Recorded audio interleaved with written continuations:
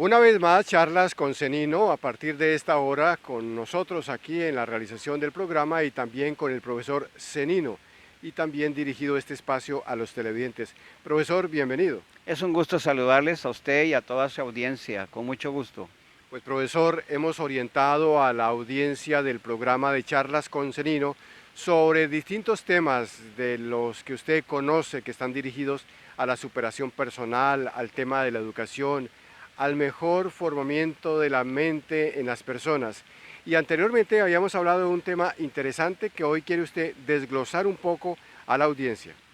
Sí, la última vez hablábamos de la palabra que no es una palabra, es un conjunto de prefijos psico, neuro, endocrino, inmunológico, y habíamos prometido que hablaríamos de cada una de ellas. Hoy podríamos hablar de la palabra psico.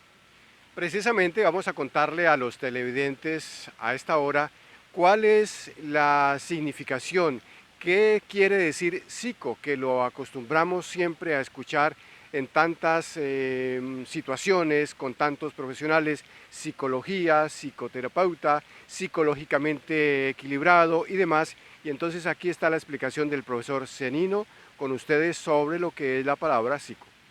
Sí, la palabra psico es un prefijo, psiquis sería un sustantivo.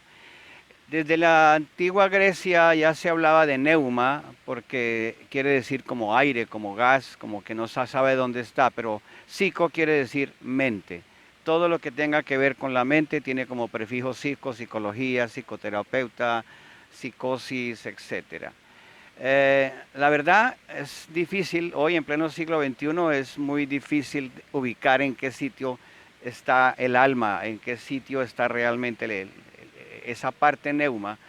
Y parece que es indudablemente en el cerebro, o sea que la neurociencia nos ha acercado más a entender lo que es la psicología y cómo funciona la mente, sobre todo porque ya se conocen diferentes partes del cerebro, sus diferentes funciones, cómo interactúan entre ellos, y toda esa funcionalidad da origen a la psicología, que hoy en día con los aportes científicos de la neurociencia, la psicología también es considerada una ciencia, la ciencia de la psicología.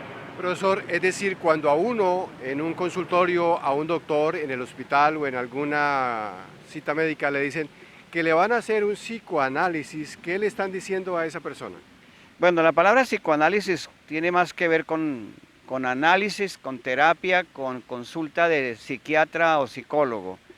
O sea, es entender cómo está funcionando su mente de acuerdo a lo que usted está consultando y ayudarle a entender por qué le sucede a nivel psicológico lo que le sucede. Es un análisis que puede ser profundo, puede ser superficial, puede ser incluso en consejería.